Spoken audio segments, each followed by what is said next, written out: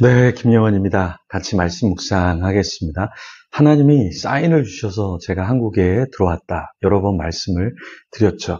근데 제가 하나님이 주신 어떤 사인을 받고 분명히 이렇게 들어왔는데요. 서울에서 이제 젊은이 사역을 하려고 했습니다. 제가 있던 곳에서 청년들이 이렇게 부흥하고 공동체가 잘 세워져서 저는 하나님이 다음 세대 사역, 특별히 청년부를 조금 더 목회하면서 뭔가 배우고 섬기도록 가셨다 이렇게 믿고 청년부를 지원하려고 한국교회에 청빙 게시판을 이렇게 보고 지원하려고 했는데요. 한 군데도 없는 거예요. 왜냐하면 제가 그때 들어왔을 때가 3월 달이었거든요. 3월 달에 교육자를 뽑는 교회가 어디 있겠습니까? 대부분 11월, 12월 다 마무리가 되잖아요.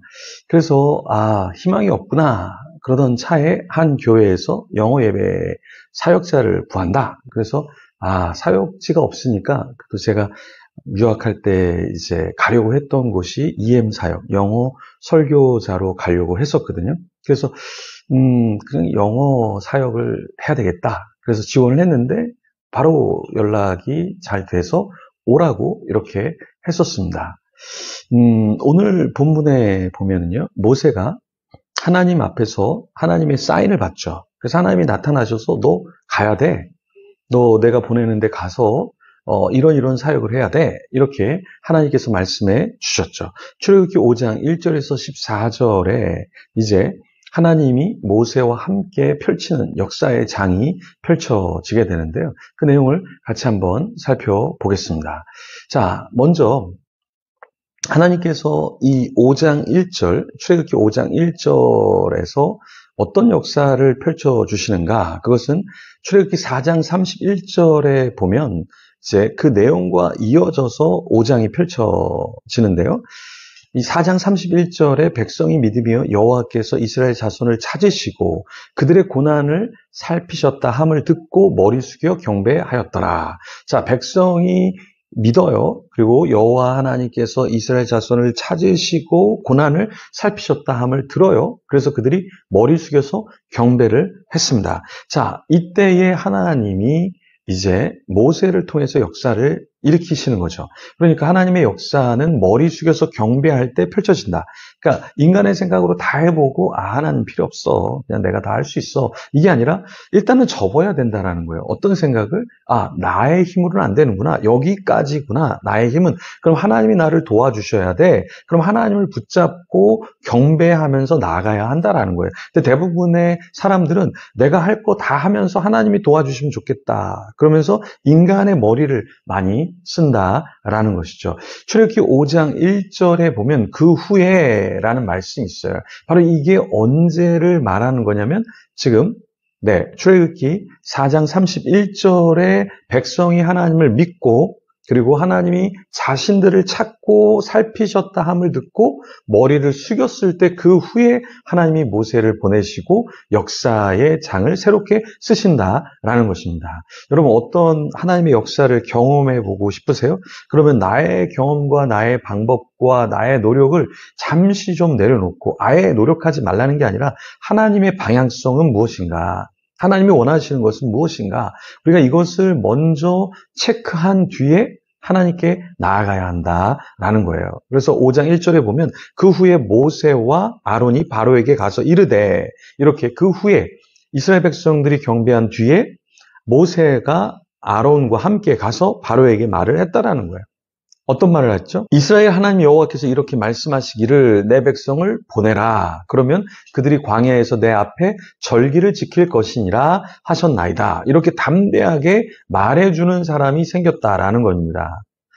우리는 대부분 나는 말을 안 하고 나는 노력을 안 하고 나는 하나님을 경배하지 않고 그냥 모든 것이 다 순조롭게 이루어지기를 원한다라는 거예요.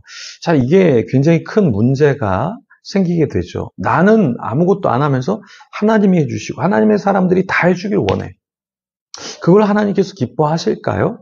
그렇지 않죠. 우리도 뭔가를 노력을 하고 하나님을 경배하고 나 자신을 돌아보는 그런 시간들이 필요하다라는 것입니다. 자, 2절에 보니까 바로가 이르되 여호와가 누구이기에 내가 그의 목소리를 듣고 이스라엘을 보내겠느냐? 나는 여호와를 알지 못하니 이스라엘을 보내지 아니하리라. 자, 바로는요, 하나님을 알지 못한다고 했어요. 하나님을 전하는데 하나님 알지 못해. 너 누구야? 무슨 소리 하는 거야? 뭔 소리 하는 거야? 말도 안 돼. 그런데 하나님이 이미 모세와 아론에게 뭐라고 말씀하셨어요? 너 바로에게 가서 말할 거야. 근데 바로가 마음이 완강해서 너의 말을 듣지 않을 거야. 이렇게 이미 하나님께서 말씀해 주셨죠. 3절에 보니까 그들이 이르되 히브리인의 하나님이 우리에게 나타나셨은지 우리가 광야로 사흘 길쯤 가서 우리 하나님 여호와께 제사를 드리려 하오니 가도록 허락하소서. 여호와께서 전염병이나 칼로 우리를 치실까 두려워하나이다. 자, 이렇게 이야기했죠. 모세와 아론은 바로에게 이런 말을 했어요. 자신들이 경험하고 알고 있는 그 하나님이 나타나셨어요. 그리고 사흘길쯤 가서 제사하라고 했습니다. 여호와 하나님이 그렇지 않으면 여러분에게 전염병이나 칼로 칠까 두렵습니다. 자, 하나님이 나타나시고 자기에게 말씀하신 것을 과감없이 이야기했죠. 그러니까 미션을 수행했습니다. 그런데 바로는 어떠했죠? 바로는 굉장히 완강했죠. 그래서 4절에 애굽왕이 그들에게 이르되 모세와 아론아 너희가 어찌하여 백성의 노역을 쉬게 하려느냐? 가서 너희의 노역이나 하라. 야, 너네도 일하지 않고 너 백성들도 이렇게 일하지 않게 하는 거야. 야, 참 너네 할 일 그렇게 없냐? 너나 잘해. 너나 가서 일하고 내 백성들, 그러니까 너희의 그 민족은 맞지만 내 백성들은 일을 해야 돼. 그리고 5절에 바로가 또 이르되 이제 이 땅의 백성이 많아졌거늘 너희가 그들로 노역을 쉬게 하는도다. 자, 백성이 많아졌다고 해서 니네 지금 노조 만들어갖고 나한테 온 거야? 파업하겠다는 거야? 야, 너네 진짜 정신이 없구나. 그리고 바로가 어떻게 하냐면 괴롭히기 시작해요. 그래서 6절에 보면 백성의 감독들, 기록원들에게 어떻게 명령하냐면 7절에 보면 계속해서 너희는 백성에게 다시는 벽돌을 쓸 집을 전과 같이 주지 말고 그들이 가서 스스로 집을 줍게 하라. 자, 바로는 뭘 알았냐면 야, 얘네들을 어떻게 괴롭힐까? 얘네들 어떻게 말 잘 듣게 할까? 그걸 딱 알았어요. 어떻게 했냐면 이제는 쉽게 벽돌을 만들지 못하도록 집을 주지 않고 그런데 그 숫자는 그대로 유지를 하거나 너희들이 만들어내야 되는 건 만들어내되 나는 더 이상 너네에게 지푸라기 집을 주지 않을 거야. 이렇게 이야기했다라는 거예요. 10절에 백성의 감독들과 기록원들이 나가서 백성에게 말하여 이르되 바로가 이렇게 말하기를 내가 너희에게 집을 주지 아니하리니 11절에 너희는 집을 찾을 곳으로 가서 주우라. 그러나 너희 일은 조금도 감하지 아니하리라 하셨느니라. 이렇게 이야기합니다. 그때 이 말을 들은 이스라엘 백성들은 어떠했을까요? 패닉됐겠죠. 야, 우리가 지금 갑자기 집을 받지 않고 지푸라기 집을 없이 이걸 똑같이 만들어내라고? 그랬을 때 그 원망이 누구에게 갔겠습니까? 분명히 모세와 아론에게 갔겠죠. 우리도 마찬가지입니다. 우리가 어떤 걸 헌신할 때 우리 마음에 이런 두려움이 와요. 너 돈 없는데 할 수 있겠어? 너 도울 사람 없는데 할 수 있겠어? 너 상황이 이렇게 안 좋은데 할 수 있겠어? 너 건강이 안 좋은데 할 수 있겠어? 너 인정받지 못하는데 할 수 있겠어? 너 그렇게 해갖고 뭐 하나님의 영광이나 돌릴 것 같아? 여러 가지 소리들이 막 우리에게 들린단 말이에요. 근데 이럴 때 우리는 어떻게 해야 됩니까?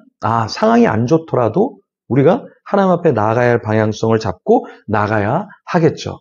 이 시간에 같이 우리가 기도할 때 여러분 어떤 환경이 우리를 둘러싸고 있을지라도 멈추지 않고 우리가 감당해야 될 일들을 감당을 해야 합니다. 네, 상황이 안 좋으니까 뭐 잡소리가 들리니까 굉장히 소란스러우니까 나는 못해 이게 아니라 어떤 소리가 잡음이 나더라도 하나님이 원하시면 그 방향성대로 우리는 나가야 한다라는 거예요. 근데 대부분의 이제 개척교회나 어떤 전통 목회도 누가 한마디 하면 그 한마디 때문에 방향을 싹 틀어요. 누가 한마디 하면 또 방향을 틀어요. 누가 한마디 하면 또 방향을 틀어요. 계속 그러면 나중에는 어느 방향에서 무슨 사역을 하는지를 전혀 몰라요. 그렇죠? 이게 하나님이 원하시는 게 아니다. 하나님이 우리를 보내신 이유, 목적, 그것을 가지고 나아갈 때 결국에 비전을 이룰 수 있는 것이죠. 여러분의 삶도 마찬가지입니다. 이게 좋으니까, 시대적으로 이게 장사가 잘 되니까, 이게 돈벌이가 잘 되니까, 이게 편안하니까 그 길로 가는 것이 아니라 하나님이 부르신 그 길로 가는 저와 여러분이 되기를 소망합니다. 이 시간에 같이